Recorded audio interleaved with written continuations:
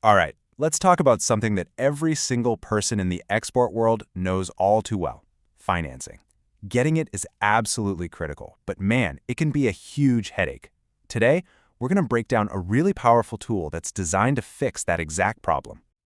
Does this whole routine sound familiar to you? You hustle, you land a great new order, and then it's straight back to the bank for another mountain of paperwork and another round of approvals. Then a new order comes in, and you do the whole dance all over again. It's just not efficient, and it slows you down right when you need to be moving at top speed. Yeah, exactly. The traditional method, the one we all know, forces you to tie every single loan, every single withdrawal of cash to one specific purchase order or letter of credit. Now look, that's secure for the bank, I get it. But for an exporter who's dealing with high volume, it is an absolute administrative nightmare. So there has to be a better way, right? And this sentence right here, this is it.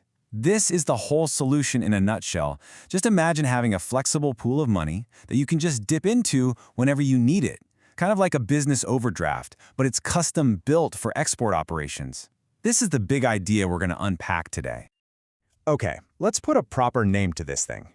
This overdraft for exporters is officially called the Running Account Facility, or you'll hear people call it an RA facility for short.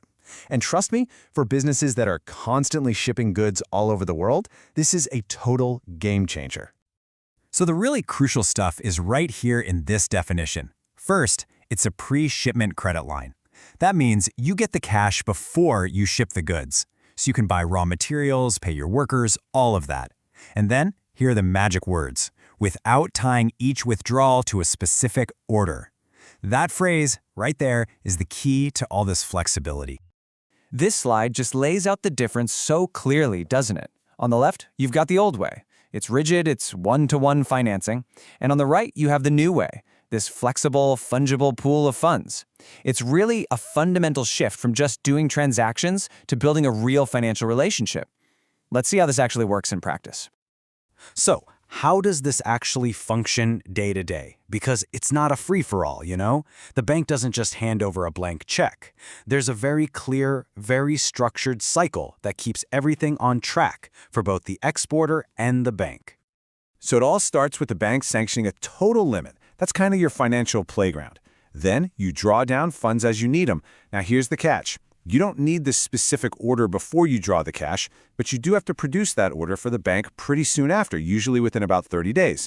And then finally, once you ship the goods and the payment comes in, that money is used to liquidate or, pay off the oldest part of the loan.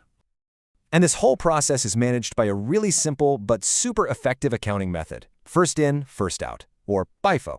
The best way to think about it is like a conveyor belt. The very first loan you took out is the very first one that gets paid off by your next export sale. This makes sure the account just keeps revolving and that no single loan gets too old or becomes overdue. Now I know what you're thinking. This sounds amazing, right? All this flexibility, all this trust. But as you've probably guessed, it's not for everyone. Banks are extremely selective about who they offer this kind of facility to. It is absolutely reserved for their most trusted, most established clients. So who makes the cut? Well, first, you typically need to be a status holder, which is an official government recognition of how good you are at exporting.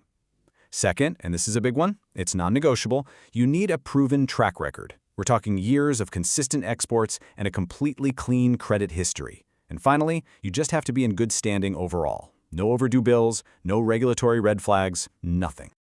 To really understand this facility, you have to put yourself in the bank's shoes for a minute.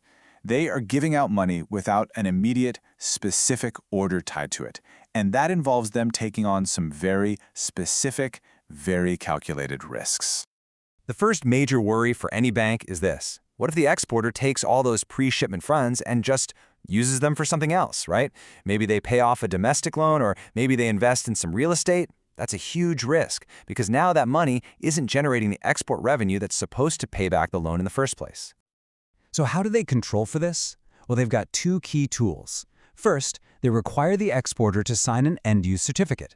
That's a legal document, a declaration of exactly where that money is going. And second, they conduct physical stock audits. They will literally send people to your warehouse to make sure the raw materials you said you bought with their money are actually there. All right, the second big risk is a bit more sneaky. It's called double financing. This is where a clever exporter might take a single purchase order, go to Bank A for a traditional loan, and then also use it to justify drawing down funds from their running account at Bank B. See what they did? They just got 2 loans for the exact same order. But of course, banks are wise to this. If there are multiple banks involved, they'll often form what's called a consortium to share information. And more commonly, they just run frequent checks with credit bureaus to see an exporter's total debt exposure across all lenders. That helps them spot any suspicious overlaps really quickly. Okay, so let's bring this all together. The entire concept of a running account, when you boil it all down, comes down to this fundamental trade-off, this balancing act between giving the exporter incredible flexibility on one side and the bank managing its risk on the other.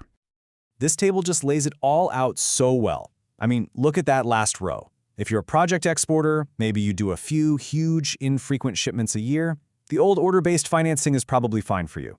But if you're a commodity trader or in the fast-moving consumer goods space, and you need that constant, fluid access to capital, the running account is tailor-made for your business. Okay, this is the million-dollar question. Sometimes, literally.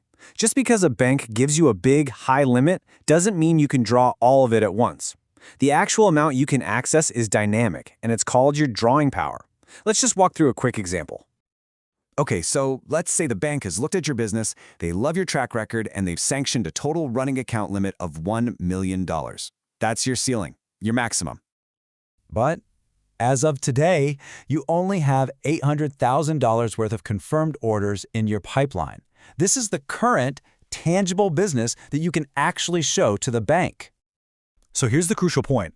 Your drawing power isn't the full million. It's based on the orders you actually have on hand, minus a little safety margin for the bank, usually around 10%. So your real available cash for today is $720,000.